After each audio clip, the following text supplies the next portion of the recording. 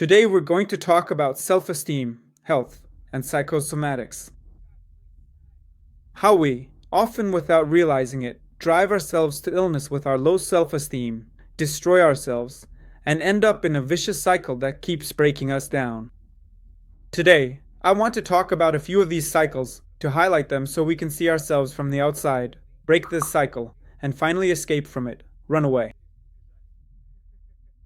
Is the topic of self-esteem relevant for you? Give it a thumbs up. Can you hear and see me well? Alright, genial, thank you. Great. And let's start by syncing up. What are the signs of low self-esteem that we have? So, when I say low self-esteem, it's not just that I think I'm not good enough or that I have a bad opinion of myself, but it's really this inner critic, self-torment, this feeling that something is wrong with me. Right. I can't handle something in my life. We're going to talk about this in more detail now, okay? I have this kind of inner powerlessness. Who here has that inner critic, the one that just sits there and destroys us day after day? Sometimes this critic speaks in the voice of our parents. Sometimes it speaks, in our own voice, like it's me criticizing myself, right? And how does this show up in our lives? Let's count on our fingers. First, I can't relax. I always have this kind of inner tension in my body. And you think, even when I go on vacation or have a weekend off, I still can't relax, because the moment I do, what happens? So now you're going to relax? And so, when everyone is all tense, these thoughts start creeping into my head, and I just can't switch them off. Who can relate to this? Hey there, yeah? Next point. You can't sleep? You have trouble falling asleep. You have problems. You wake up at night, because this state gradually turns into anxiety. We'll talk about that today too. And simply put, your sleep rhythm gets disrupted. There's a certain hormonal imbalance. Hormonal disruptions because you're constantly sitting in this state of tension. Everything inside gets thrown off, and you just can't sleep like a normal person. Next. Now, this is a classic case. Girls. Guys, well, probably more so girls. This is about excess weight. That state when, you've got a couple of those extra, tasty little kilos, right? On your hips, on your stomach. And you're all about the gym, nutrition. Like I bought myself a membership, got myself some expensive leggings, right? And then that membership just gathers dust, and you end up eating some dessert, and you fall into a state of guilt.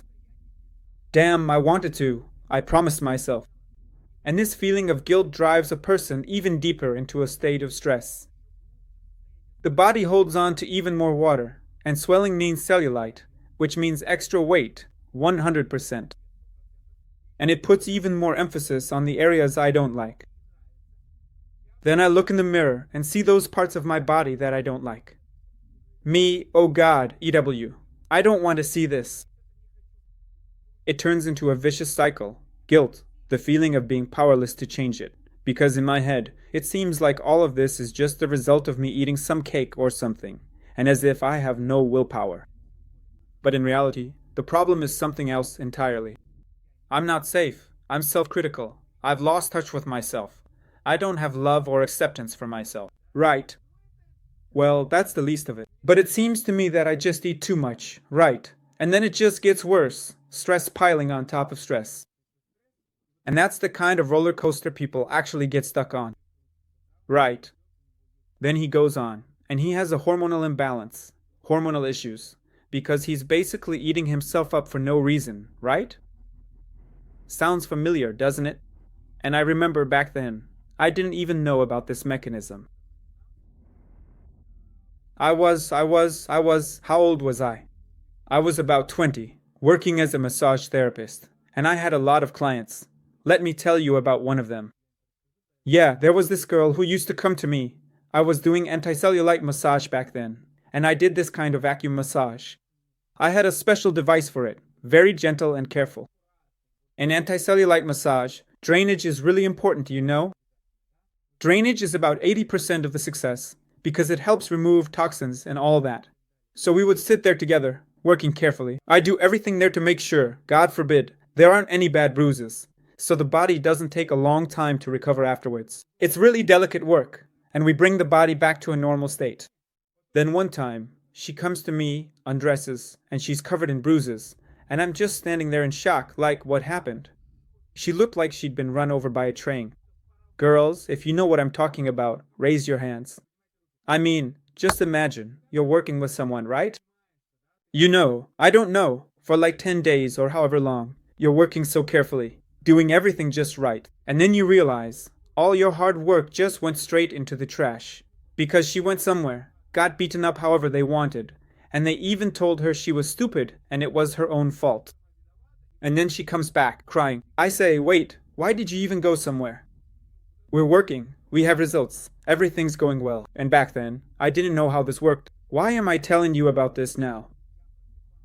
She says, well, I wake up and I don't like myself. It feels like nothing is helping me. Helplessness. I can't influence anything. Guilt. And then what? These kinds of impulsive things happen, right? Like going for some sketchy procedures, binge eating until you're stuffed, or doing something else stupid. Who here knows what I'm talking about? Hey, yeah. And of course, you first need to work on self-esteem, so that a person starts to accept and love themselves in any state. Only then will things start to change. And now, after 10 years in psychosomatics, I know that when we talk about excess weight, guys, you absolutely have to start with self-acceptance. Because if there's no acceptance or love, there will always be setbacks. You'll keep getting pushed back, and that's the first step. Acceptance, loving yourself. That's not enough, but it's the first step. The next step is to really understand what our body is for, what it's protecting us from, right? There was a time when I just couldn't handle things. I lost my inner support. I lost my sense of security. I don't feel safe. Or my extra weight is now a shield against men, because some man hurt me. Or my extra weight, yeah, it's a reminder of some grief I never processed. So you need to find the underlying meaning there, and then work through it, right? That's the conflict. And only then, little by little, can you start to get back to a normal state. But when, by the way, I was just preparing some content for you. I'll be posting about Oprah Winfrey soon. When I was digging into her biography, I noticed that for a long time she couldn't lose weight either. She even said herself, I'd swing back and forth, 25 kilos up, 25 kilos down, all these diets, all that stuff. But then when I shifted, when I moved toward acceptance and love, that's when the results stuck, and little by little, I started to achieve my goals. That's really important, right? This also applies to those who are underweight. Raise your hand if that's you, okay? For those who are underweight, it's the opposite. You just can't gain weight.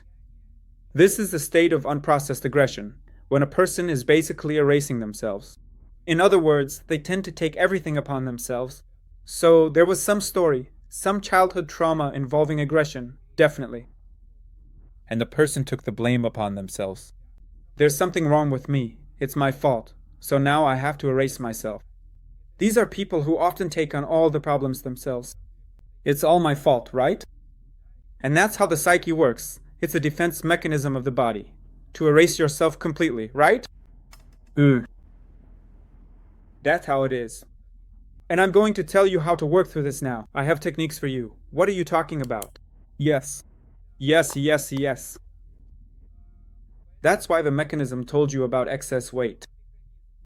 At the root is, there is no 100% safety. Swelling, the second certain meaning is excess weight, right? Plus, I always look at myself as a trigger. I don't like myself. And instead of sorting all this out, a person gets triggered and falls right back into devaluation. Stress on top of stress, hormones are all over the place. Everything just skyrockets, right? The next mechanism is a state of anxiety. Who here is an anxious person? Wave your hand, please, and say, that's me. Anxiety drains your energy. It saps your strength. You can't sleep. Your body is constantly tense. Your shoulders are all hunched up, right? You might have some spasms in your gut. Again, it feels like a rock in there, all tense, because the person is in a state of I need to survive. I need to cope. And, as you can imagine, people with self-acceptance also have a big problem here. These are people who live constantly under criticism. As I'm telling you this right now, I immediately picture clients, people I know who are in this kind of anxiety. Like this young woman. Everything is fine for her. Everything's okay. She has a husband, kids, money, everything's good. But it's like all the life has been drained out of her, and she's in this constant state of tension.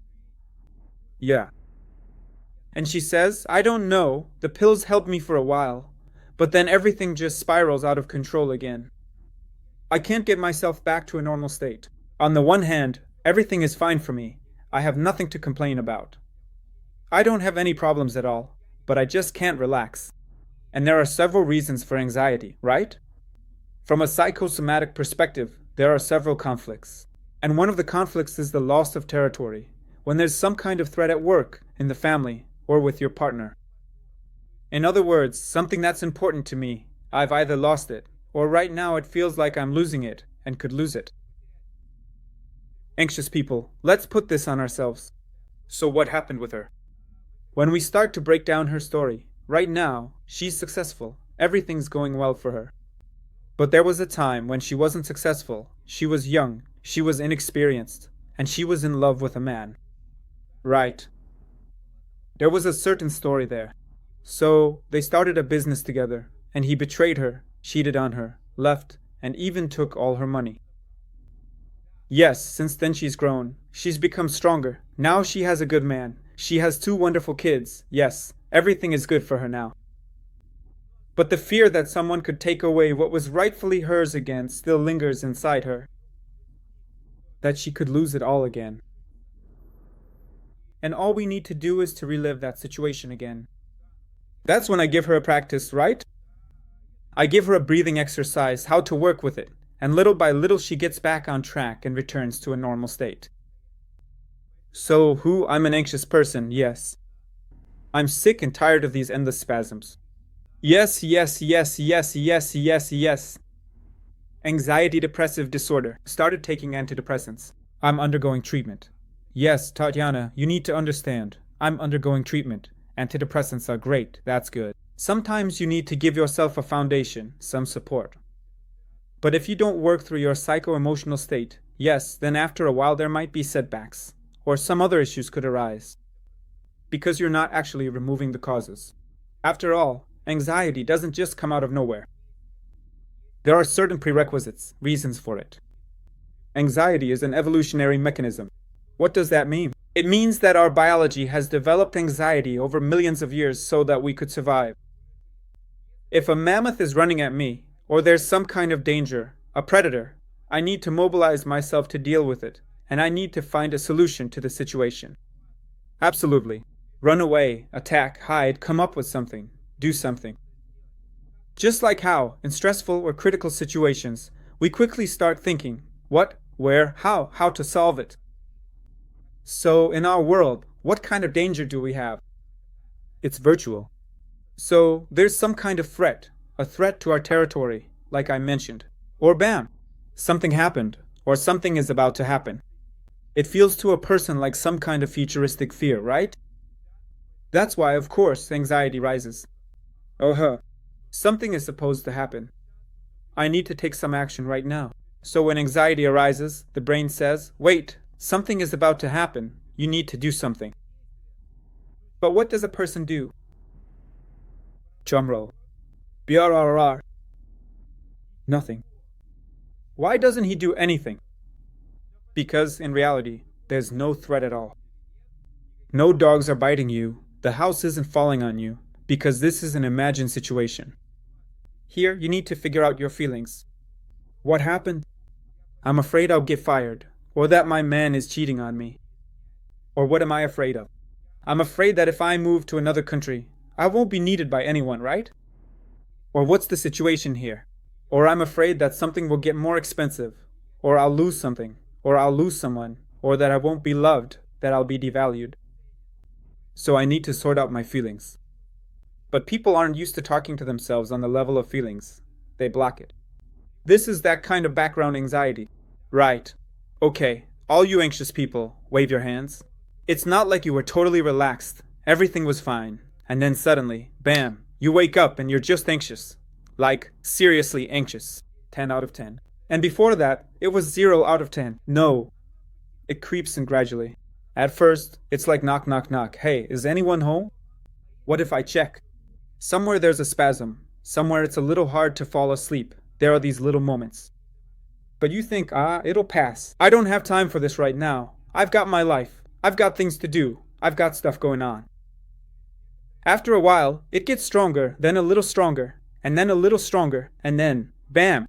If there's some kind of stress, some circumstance, some trigger in your environment, and boom, it hits you. And now you just can't get rid of it. And usually, well, when someone is anxious and can't shake the anxiety, and I know there are a lot of people like that here, it's not just one trigger, there are several mechanisms spinning at the same time. That's exactly why a single consultation or one practice won't help, because, well, it's just a drop in the ocean. What you need here is a layered, step-by-step process to get out of this state. And another very important point, you can't run away from your anxiety, because when we try to escape from it, when we try to suppress it, hide, run away, or do something to it as if it's the root of all problems, it actually starts to get even stronger. Let me give you an example. There's a girl, yes, she's attending my lecture in person.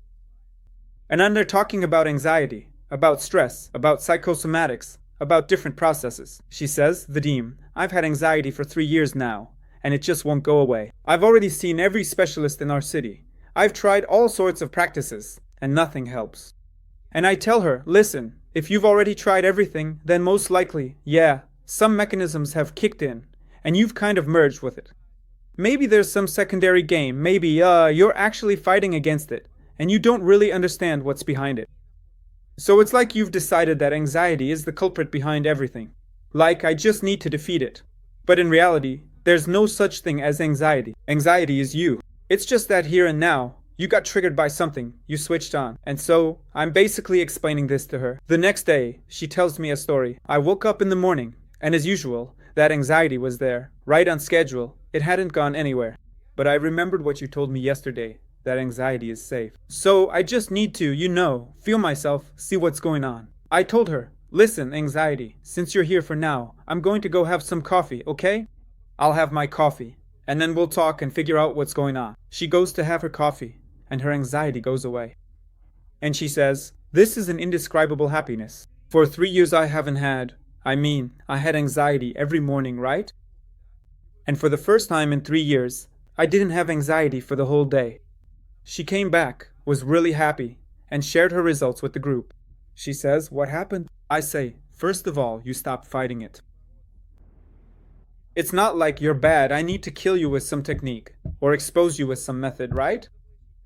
Instead, I want to understand what my body is trying to tell me. Okay, there's some symptom. I love you. I accept you. Right now I need to have some coffee, take care of my things, and then we'll come back to this later. And the symptom just dissolved. Why? Because we didn't start fighting it, didn't try to battle it.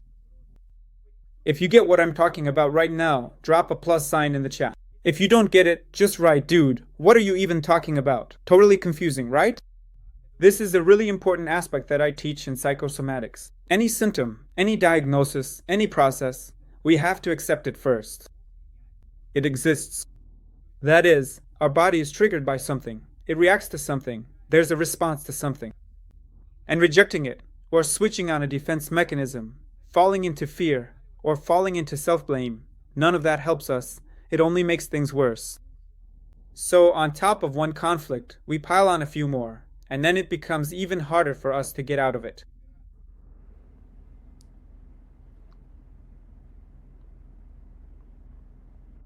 Yes, any phobia is a very intense fear. Fear is also a defense mechanism. So, there's some kind of trauma inside that needs to be worked through. Good job, good job. So, the first thing is, we don't fight against anything. Second, we try to understand what's behind our anxiety. So, here's a small exercise for you. The anxiety you experience in life always comes after something. Is it something that happened at work? Is it that I feel lonely in my family? Is it with a friend? Or maybe my family devalued me in some way, right? So, what triggers it? It's not like it just appears out of nowhere. When someone says, I don't know what triggers it, it just happens. That means they've been in this state for a long time. So, it's not just one mechanism at work there, but maybe 5 of them all at once. So, the person just hasn't been listening to themselves for a long time, for years even. Is that clear? Right.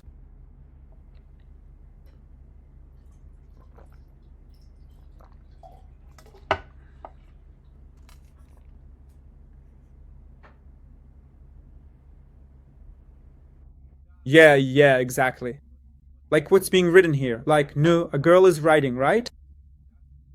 What you're writing about. About OCD, right? The bad thoughts. Of course, that's already an accumulated phase, right? Those are already acute processes. Of course, you absolutely need to work on this. It's better not to let it get to this point, of course. But if it's already happening, you really need to get involved. You need to restore your connection with yourself, rebuild trust, and bring back a sense of safety. And again, when we talk about psychosomatics, it means, first of all, that we have some kind of conflict that keeps spinning around inside us. And then, in life, some trigger happens, some circumstance or event, after which our state completely falls apart. Is that clear? So, you absolutely have to work with that trigger and that state. So once again, in our psyche, nothing ever happens for no reason. These are all defense mechanisms of adaptation. Just because we don't understand them doesn't mean they're bad. Secondly, self-criticism affects us. It makes these things even more somatic, makes them bigger in the body. Alright, let's do a little exercise together. Okay? Right here and now, just say to yourself, I can. And notice how your body responds. I am capable. Normally, your body should feel like it's expanding. I am capable. I am capable. Put a plus if your body feels more open, and a minus if, on the contrary, saying, I am capable, makes you feel worse, like you're closing up inside. Feel that state. Now I'll answer your questions, but for now, let's do this exercise.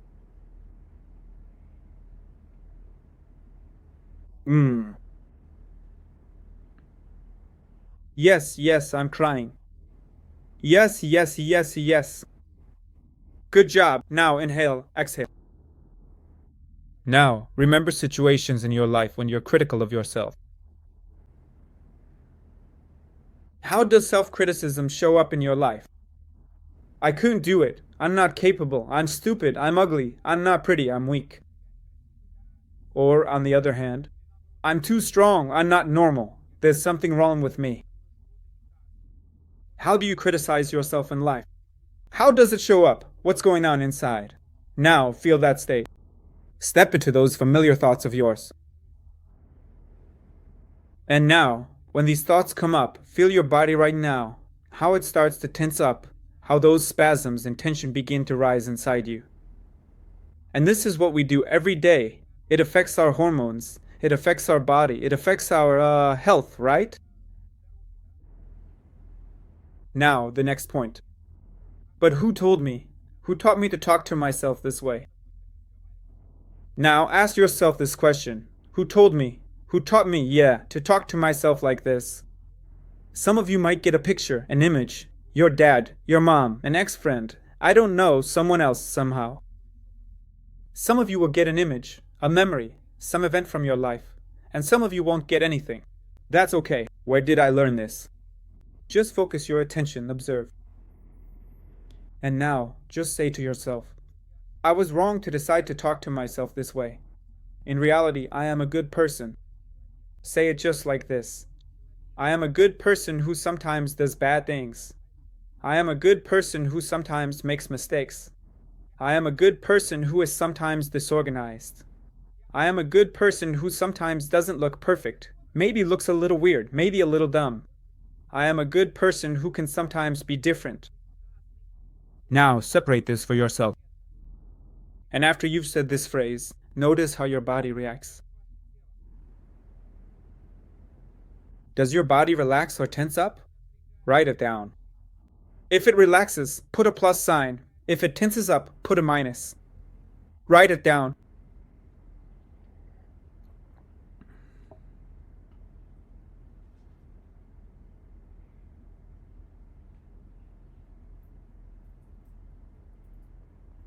Did you feel warmth? Yes, an expansion, an opening up. Friends, this is your first life hack. Let's say this is my first little practice for you as a gift, a small one. It's something you can do every single day. Learn to separate yourself as a person from your various processes. Pause for a moment. You are always a good person. You don't need any conditions to be good, right? This is the first thing we need to implement. And then, of course, you need to work on where you lost your self-worth, where you lost your sense of security, where you decided to put on the image of needing to be strong, or weak, or something else just to survive. Because if I asked you right now to describe who you need to be, you'd start listing things, and it would all be nonsense. Why? You don't need to be anyone in particular. What do you mean? Be someone for whom, for what, under what circumstances? But you're saying all this from a place of trauma, because at some point you lost your sense of security. There was some difficult event, something unexpectedly dramatic and isolating. And in that moment, your psyche, in order to survive, created a program that now you have to be a certain way to cope. And you've already survived, you've already made it through. That's no longer part of your life. But you're still running on those tracks, basically defending yourself and trying to fix what happened in the past. Your hormones react, your body reacts, your mind reacts, and you're not living in the here and now. And unfortunately, or maybe fortunately, you can't just change all of this in 5 minutes. But the fact that you're already directing your thoughts in this direction is good. It's already the first step that I can get out of this. But how does it usually happen? And you know, some of you wrote about this, and I'm sure many of you have experienced it. When you have anxiety, extra weight, some kind of hormonal imbalances, self-criticism, and you try to do something about it. One thing, another, a third, and nothing helps. You get upset, you fall even deeper into helplessness, start blaming yourself even more, and the situation just gets worse. It's a vicious cycle. That's why you need to stop right now and say, I just need support, I need help. From now on, I'm going to talk to myself differently, like the dean just told me. I am a good person, but sometimes my actions might not be the best. Let's say, not the best, right? That's what we're acknowledging. So, what should you do next? There are certain practices. A checkup. I've written a program for you. The checkup lasts 5 days, 7 days. Basically, that's how much time it will take you. In 7 days, you can drastically change your state. States of anxiety, fear, worry, self-criticism. It's like a booster, you know, where you dive in and come out. What do you get out of it? You get 5 unique lectures where I go into detail from a psychosomatic perspective. What is anxiety? How does it work? What are the 10 types of anxiety conflicts? And how can you overcome them? I explain what hormonal imbalance is from a psychosomatic point of view, what conflicts cause it, and how to resolve them. I discuss what excess weight and underweight are. These are 2 separate lectures. From a psychosomatic perspective, how do you work through this? How do you get out of it? I talked about what autoimmune diseases are. Slash equals, yes, it's self-criticism, self-devouring, when we destroy ourselves from the inside. It's like we go to war with ourselves, right? What is this from a psychosomatic point of view? What kinds of conflicts are involved? And how do you get out of it? And I talk about self-esteem conflicts, loss of self-worth, how it affects our body, what the prerequisites are, what conflicts arise, and how to overcome them. You will receive 5 comprehensive lectures, and you will also get video practices directly from me where I teach you precisely how to switch your brain into a state of safety, utilizing conscious breathing, engaging your body, and harnessing your physiology. So you get 5 video practices that will include both breathing exercises and trance practices to work through your state. Plus, I give you certain rituals to do at home that will help you bring your body into a state of safety, which you will be able to use throughout your life. I share these practices with you. How do you switch your brain from fight or flight to I am safe? I'm really okay, not just saying it, but actually doing something about it. How do you like this program? Give it a thumbs up. Throughout all 5 days, you'll have a curator in touch with you who will help you, guide you on how to do the practices, answer your questions, and support you. Of course, there has to be live support. I'm just launching this program now, so you can join under the best possible conditions. The program starts on Monday, the 25th. By the weekend, the price will already be $15,000. This 5-day program costs $15,000, yes, that's its regular price. Right now, you can join for just 590 rubles. Pretty cool, right? 5 practices, 5 lectures, 5 rituals for your home, and curator support. In 5 days, you will change. Yes, maybe you'll say, Vadym, really? Will my anxiety that's been with me for 10 years go away in just 5 days? Yes, maybe your anxiety that's been bothering you for 10 years won't go away. But you'll get tools for how to deal with it. You'll already be able to see yourself from the outside. I guarantee you 100% that your anxiety level will decrease during these days. Because before you didn't know what to do with yourself, but now you'll get a clear, concrete instruction. That's the key point. Here, we talk from the perspective of psychosomatics, from the perspective of conflicts. In other words, you'll see what triggers you, which processes. And all these techniques are aimed at 2 states. The first, an extremely important one, is to switch your brain from survival mode, fight or flight, into recovery mode. That is, I am safe. All the techniques are aimed at this. This is the base, the foundation. Because we can't do this on a logical level. And the second is how to start valuing yourself, to feel your own self-worth. That I am a good person, that there is nothing wrong with me. Through practices, through rituals.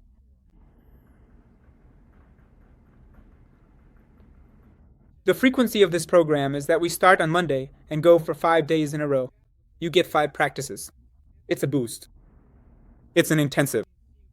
These are people who say, I'm tired of chewing the same old gum. If I can put it that way. I want to change in 5 days. Vadym, can you change me in 5 days? I want your practice. Please, I'm giving it. This won't be a program for 10 years, or 10 months, or 10 weeks. 5 days, a week. You can set aside a week for yourself. This is the first step toward your health.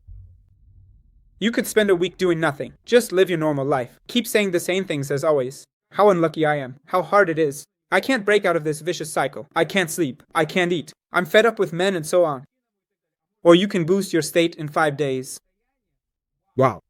Feel how different it can be. How can you even live like this? The program itself lasts 7 days. A curator will be with you for 7 days. Plus, you'll have access for another month, so you can repeat and practice the exercises. But here's the key point. I'm giving you certain rituals. These will become your own rituals in life.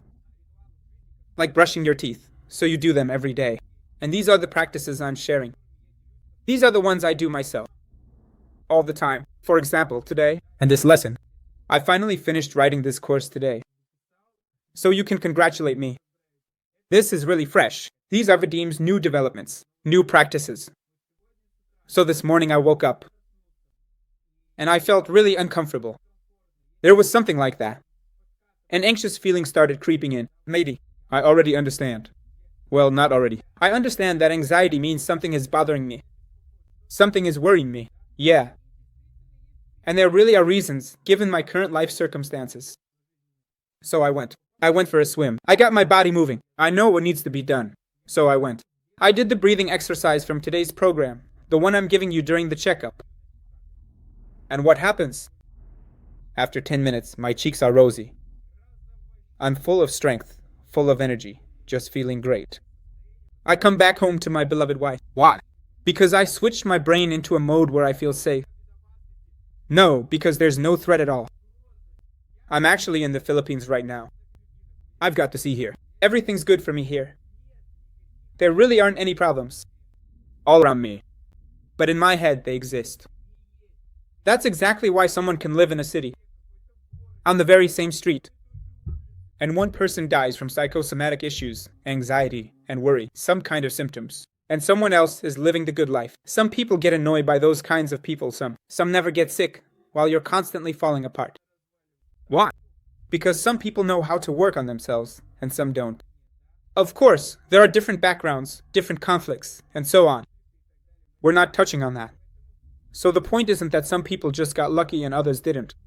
The point is to develop these skills, working with your own state. That's what matters. Breathing practices are part of the checkup program I'm telling you about now. How do you join the checkup program? If you're on Instagram, go to the profile bio, check it out, and get familiar with the details. You can sign up now for 5,990, or after Monday for 15,000. Whatever works best and feels most comfortable for you. There's also a link in the profile bio of the Telegram channel. If you're on YouTube, just look below this video, there will be a link.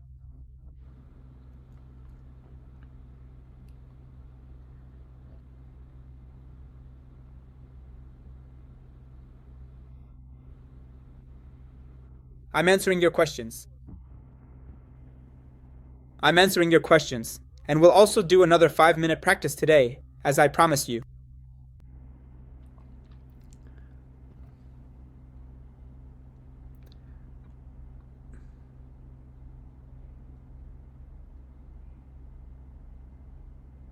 Yes, you can, Victoria. Someone is asking if they can repeat the practices. Of course. The practices I've recorded for you can be done as many times as you want. It all depends on your own energy and resources. For example, we have participants who, if they have enough energy, will do the practice 5 times in a row, and then they get up ready to move mountains. For some people, 1 or 2 times is enough. Of course, you should listen to yourself and see what works for you. All the practices I give in this module are safe and environmentally friendly. They are aimed at your body, at working with your nervous system, to bring you back to the here and now, to pull you out of your problems. So if you objectively understand that, more or less, everything in your life is fine, but inside you constantly feel overwhelmed. It seems to you like someone is experiencing the end of the world. You feel like something is wrong with you. You think your life is terrible. This means that you are actually in an anxious state. Your brain keeps pulling you somewhere you don't need to go, which is why you need to bring yourself back to the here and now.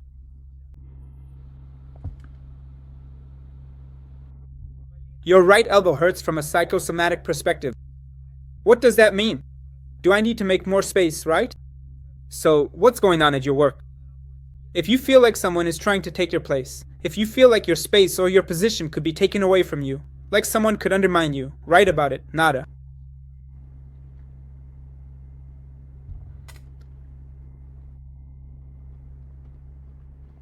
Here someone writes, "My husband had a stroke and is in the hospital.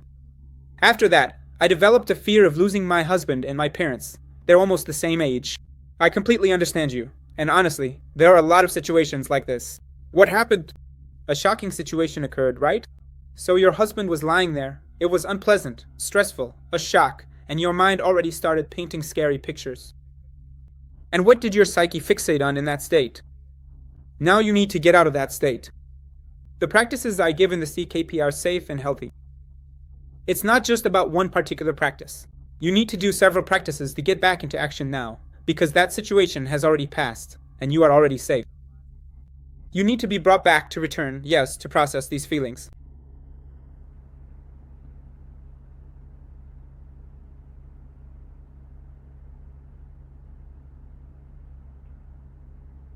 Yes, Natasha, of course, and there will be a 100% result for the kids too. So, Natasha, you're writing now about September 1st, right? Of course, especially now, guys, it's September 1st. For those who have kids, well, if yours are already grown, you can relax, right? But for those who are in the school years, all of this, it's just a nerve-wracking mess, honestly. Give a thumbs up. Basically, people put themselves under this kind of stress for no real reason, and then they need to take drops and recover afterward. Right now, when you learn to manage your state, your school routine, your September 1st, will finally go smoothly and safely, like having a glass of martini, right? I often can't sleep at night. Look, once again, you can't sleep at night because your nervous system is all shaken up. You're in the fight or flight state. How could you possibly sleep like that? You need to switch your brain into a state of safety. You come in for a checkup. I teach you how to breathe properly. I teach you how to switch your nervous system. Plus, we have techniques, diagnostics, whatever is concerning me at the moment. I teach you how to reconnect with yourself. This isn't about just thinking about it. That's the whole point. You see, that's the depth of it. Right now, you're trying to figure out how to solve your problem logically, but it's actually rooted in your emotions. You can't sleep because something has been bothering you for a very long time. And you're not dealing with it. You're not giving your brain the resources it needs to solve it. That's why your body can't relax. Oh, I see. Proloct, please answer.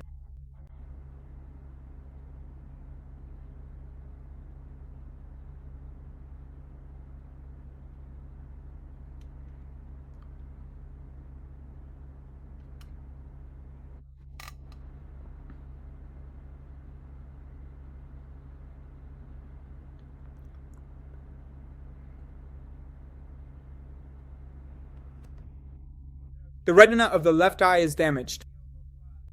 I'm not quite sure I understand. Damage, you say? What do you mean by damaged?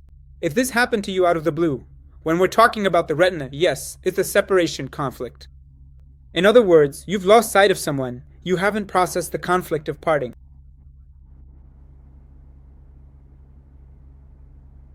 Here's what Self-Esteem writes. Vadym, I've been working for a long time, but the feeling of anxiety won't go away. That's exactly the sticking point. Work.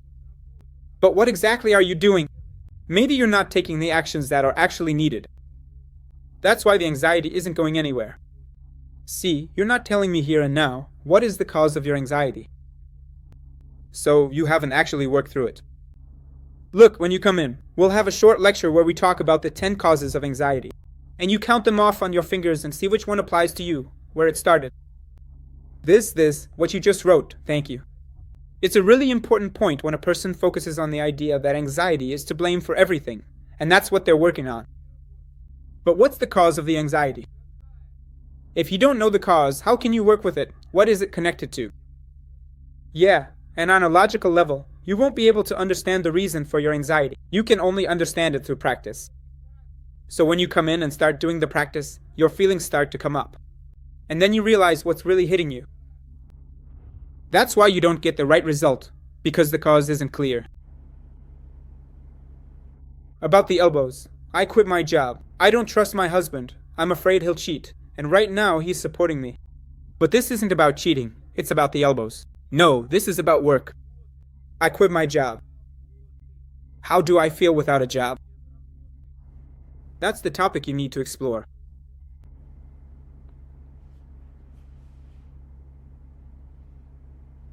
I don't know what the cause is. That's why the anxiety doesn't go away. That's exactly why it doesn't go away. Because you don't understand the cause. Is that clear?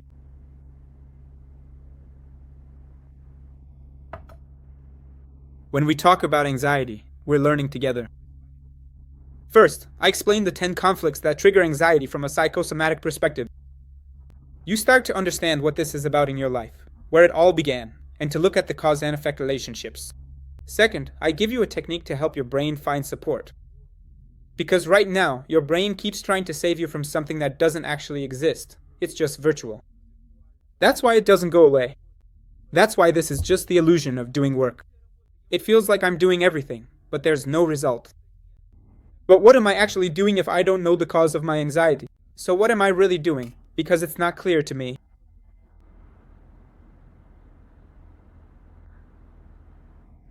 Here's what Elika writes. I don't have any questions. It's more like joy.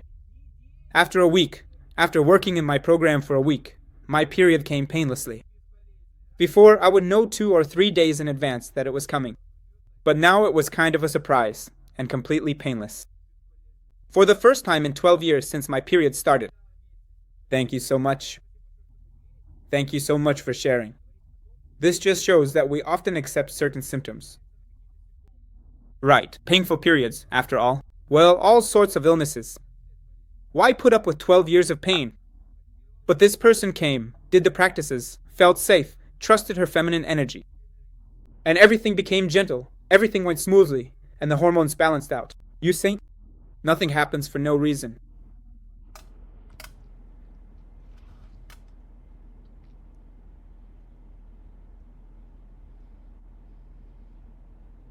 Not understanding what techniques are being used. These are techniques of autosuggestion. Absolutely not. When you start using autosuggestion on yourself, you only make things worse. Anyone who has studied with me knows this. The techniques I give you during the checkup are scientifically proven breathing techniques that switch your brain out of the fight or flight state. Right here, right now. Because it's not always possible to understand where your anxiety is coming from. It's not always possible to figure out what exactly you're afraid of right now. It's not always clear what's even happening to you at all. That's why I first teach you how to ground yourself. In the good sense of the word. What does that mean? It means coming back into your body, feeling yourself. Yes, calming down. Only after that can you actually feel something. Self-suggestion doesn't work. Telling yourself that you're healthy and so on. That's silly, it doesn't work. It might help a bit for motivation. Again, we don't get sick because we think of ourselves as sick. It's because our body is trying to cope with something in our life. It's an adaptation mechanism. Can bruxism be a result of anxiety? Not just can it be, it absolutely is, 100%. That is, the person is anxious to begin with. They're living in fear and constant worry. Plus, there's the suppression mechanism. I can't express my anger. I can't speak out. After all, the jaw muscles are about speaking. They're about biting. They're about claiming your right in life. And the person just endures it. That could be the reason. It could come from upbringing. I'm afraid to say something to someone.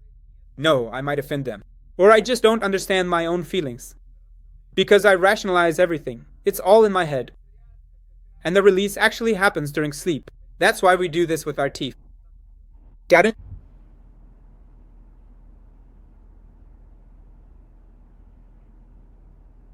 Yeah, the fear of becoming homeless without a job. And it's not just you, it's everyone. People who have this, you know, the fear of being left without money. The brain immediately paints a picture. That's it. I imagine myself on the street. But that's not true. Again, it's just the brain painting a picture from the past. But you're a person. And you know how to do something in your life. You need to find your own values. Find your inner support. What can you do? No. And create a new mindset for myself. Wherever I go, whatever happens, I will make money. It's not that I depend on someone else. Everyone is waiting for me. Right. Constipation. Where should I look? Constipation is a state where I'm afraid to let go of something old. So our intestines are about accepting, digesting, absorbing, and letting go. There's a spasm of a sphincter, right? So I'm afraid to let something go. That's the first thing. Second, as an osteopath, right. Here, you need to do some visceral abdominal massage, because there might be stagnation in the ileocecal valve or in the sigmoid colon. Right. And because of that, the intestines don't work properly either. And these are also the same indigestible conflicts. When in my life I don't accept something, you know what question you can ask here. What is it in your life that you don't want to agree with? What in your life do you dislike? What do you disagree with, right? What is it that you don't want to accept? If you had a magic wand, what would you want to change or alter in your life, right?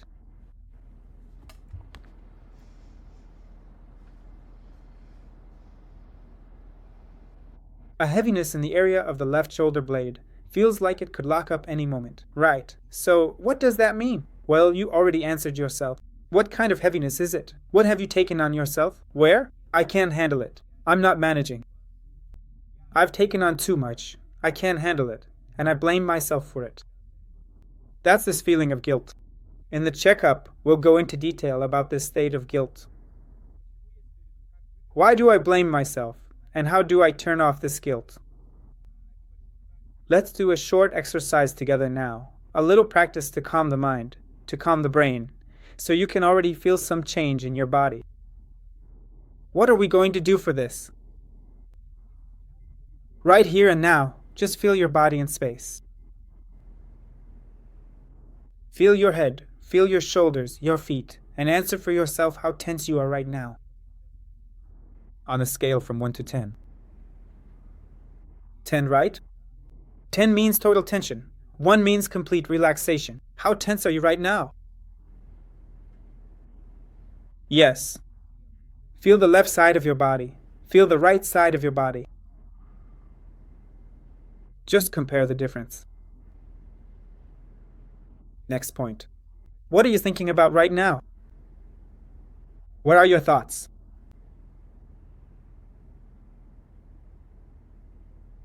Next point. What emotions, feeling state, emotional background do you have right now? What's going on inside? Anxiety, fear, joy, love, happiness, anger, resentment. What's happening in your body? At this moment in time, just as a snapshot of information. Now take a deep breath, and as you exhale, let go, close your eyes. And that was like a diagnosis. Now we're going to do a little practice together. Take a very deep breath, and as you slowly and gently exhale, allow yourself to go even deeper, much deeper, profoundly deeper, incredibly deeper, and truly deeper into the very core of your being, deeper into the essence of your physical body. Now consciously feel your feet, and then deliberately feel your hands. And now imagine that you can lean in, standing on your feet. For example, feel the ground, feel the support of the earth, feel the earth's support. Also imagine your pa, LMS, that you can also lean on them, or, for example, I don't know, touch something, feel support, feel a foundation, feel some kind of solidity. Just feel that right now. And also feel your spine. Now, just imagine for a moment that your complete and undivided attention is very much like a gentle, illuminating light that slowly but surely starts to beautifully unfold and expand deep inside of you.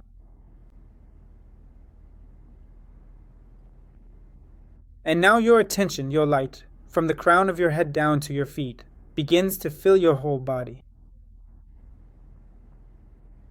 This magical light may be golden, sparkling, or maybe something else. This gentle light softly fills your entire forehead. This light fills the back of your head. It's so pleasant to feel your head filling with light, filling with a sense of lightness. The light fills your throat. Good. The light fills your shoulders. You don't need to do anything. You just allow the process to happen. The light fills your left arm. The light fills your right arm. Your abdomen, your spine. The light fills the back of your thighs. The soft, warm, and gentle light completely fills the entire front area of your upper thighs, creating a comforting and pleasant sensation as it bathes your skin. Very, very good indeed. Really, absolutely. And so, your entire being, your whole body, is completely filled with a radiant, luminous light, and your conscious attention gracefully spreads throughout every single part of your entire physical body. And indeed, scientists have conclusively proven that when we truly feel our whole body as one unified, cohesive entity, our brain immediately receives the profound signal, I am absolutely safe. I am perfectly okay. I am truly safe. I am completely okay. And along with this, you can go deeper and deeper and find within yourself a place of peace, a place of safety, a place of calm. And connect with that place. I don't know where it might be, maybe in your chest, or your head, or somewhere else. Just connect with that place. And for a while, I will remain silent, and you will go deeper and deeper into that place. and all the other sounds around you will fade away, disappear. They'll still be there somewhere, but they won't matter to you. And you go deeper and deeper into a state of safety, into a state of comfort.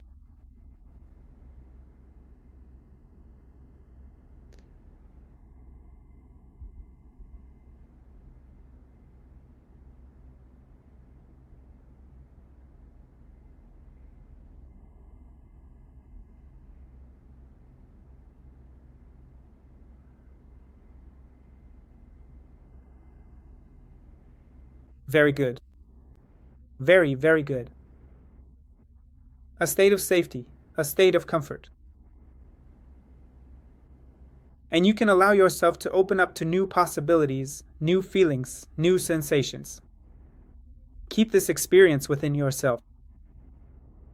Take a deep breath, and as you exhale, let your attention move throughout your entire body.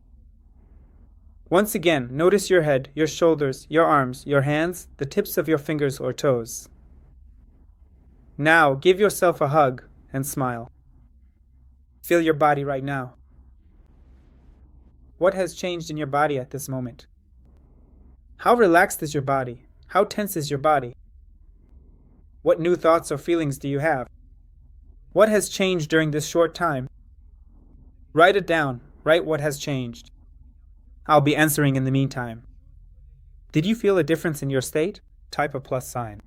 Did you feel calmer, more relaxed, or something else? Emigration can be a cause of anxiety when you've lost your home, your job, your friends. Of course. Exactly. We will talk about this in detail. Of course, this is the conflict of losing your family, losing your home. Yes, the so-called refugee conflict.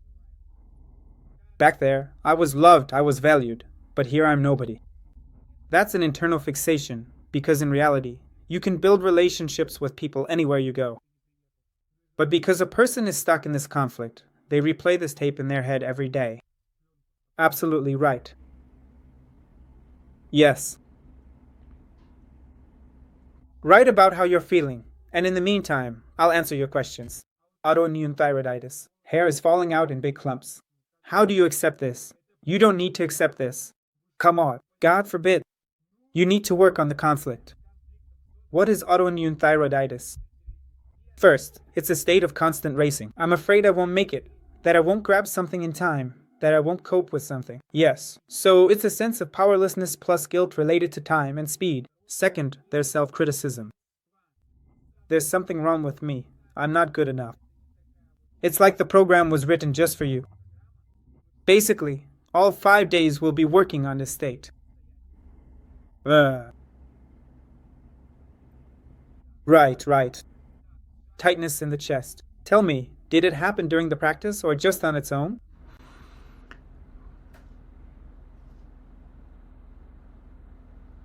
So, a question from Oksana. Vadim, I have an urgent question about a child, 6 years old, who had to move to another country with her parents. Previously, at 2 years old, she was already able to control her urination, but now it's gotten worse again. She wets herself and soils herself at daycare without realizing it's a problem, which is a territorial conflict. But could she be signaling this specifically to her mom? That they're not at home. Yes, of course, in this case, you need to work with the mother first and foremost. A 6-year-old child, you need to work with the mother's feelings and state, how she feels in this new place. Yes, it's a territorial conflict, but it could also be a sphincter conflict. Like, I can't let something go, right? A conflict of control.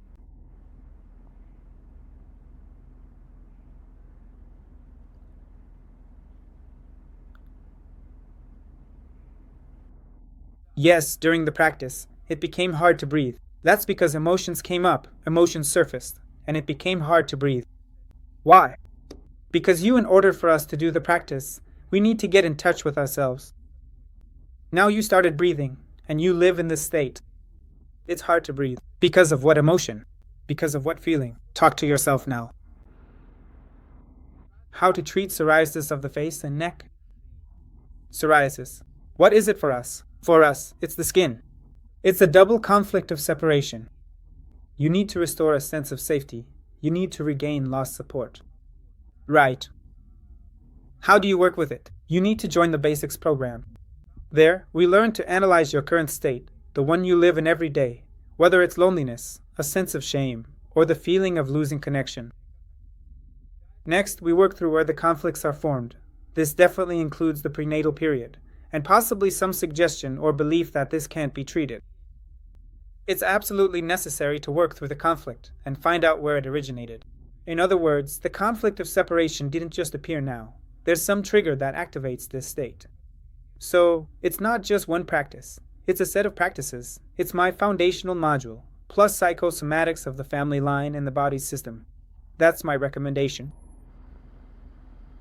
Yes, Natasha is asking if these practices are included in the annual program. If you're asking about the checkup, then no, they're not included in the annual program. That's why I recommend that if you're in the annual program, you should also go for the checkup.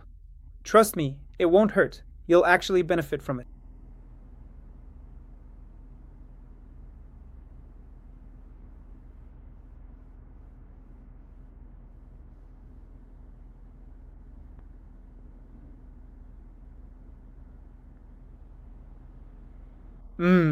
Okay, now I'm trying to understand about your daughter. Just the other day, she experienced a strong lack of attention and communication with her boyfriend. 3 days later, her throat is on fire, she has purulent tonsillitis, and a temperature of 32 during minor arguments. It's not clear how old your daughter is. As I understand it, Oksana, you need to go through separation. If she has a boyfriend, it means you're not living your own life. We actually have a separate section on children's psychosomatics, where I explain how to work with kids. But as I understand it, you have an adult child, you need to go through separation, and the child needs to leave him alone. Yes? 18? Well, at 18 she's already an adult, right? She lives with you. Look how we work with children. We work with children while they live with us. Then that's it. They live their own lives. So the first thing you need to do is work through your own reactions.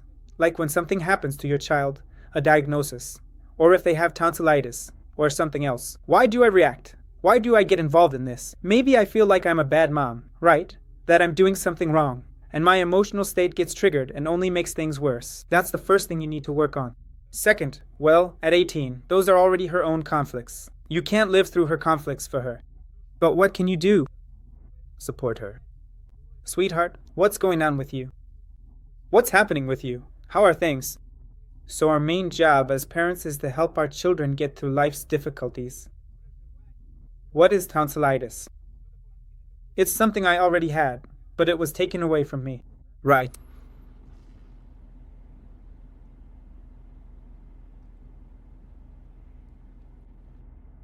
How much does the annual program cost?